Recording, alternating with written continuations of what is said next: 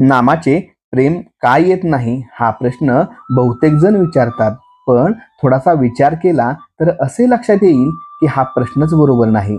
मूल न झालेल्या बाईने मुलाचे प्रेम कसे येईल असे विचारण्यासारखाच हा प्रश्न आहे. मूल झाले की प्रेम त्याच्या बरोबरच येत असते. जेव्हा मुलाचे प्रेम कसे येईल हा प्रश्न करण्याऐवजी मूल कसे होईल याचाच विचार करणे बरोबर ठरेल. आपण सुद्धा प्रश्न करायचाच असेल तर नामाचे प्रेम कसे येईल असा करण्याऐवजी मुकी नाम कसे येईल असा प्रश्न करणे बरोबर होईल. मुकी नाम यायला वास्तविक आडकाठी कोणाची आहे? दुसऱ्या कोणाचीच नसून आपली स्वतःचीच आहे.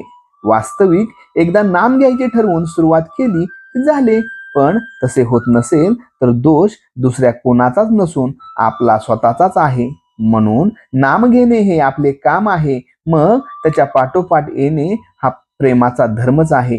जसे आईच्या बाबतीत मूल आणि प्रेमाचा पाना ही निराळी असूच शकत नाहीत, तसे नाम आणि प्रेम हे एकमेकांना सोडून राहूच शकत नाहीत.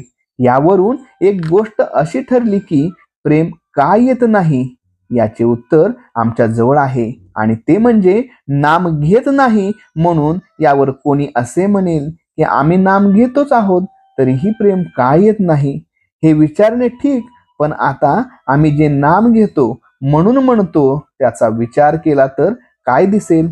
पोटी जन्माला आलेल्या मुलाबद्दल जर कळवळा असतो तसा नामाबद्दल आपल्या ठिकाणी कळवळा नसतो.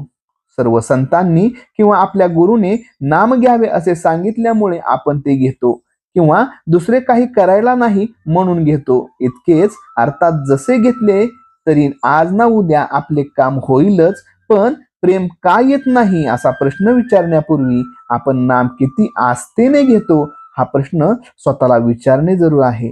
एखाद्या बाईला फार दिवसांनी मूल झाले तर त्याच्या बाबतीत तिची जी स्थिती होते ती नामाच्या बाबतीत आपली होणे जरूर आहे.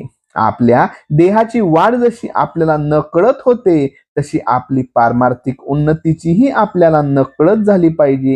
ही कळली तर सर्व फुकट जाण्याचा संभव असतो. परमार्थात मिळवण्यापेक्षा मिळवलेले टिकवणे हेच जास्त कठीण आहे. त्याला मी काहीतरी झालो असे वाटते, तो काहीच झालेला नसतो. अशा माणसाने फारच सांभाळले पाहिजे.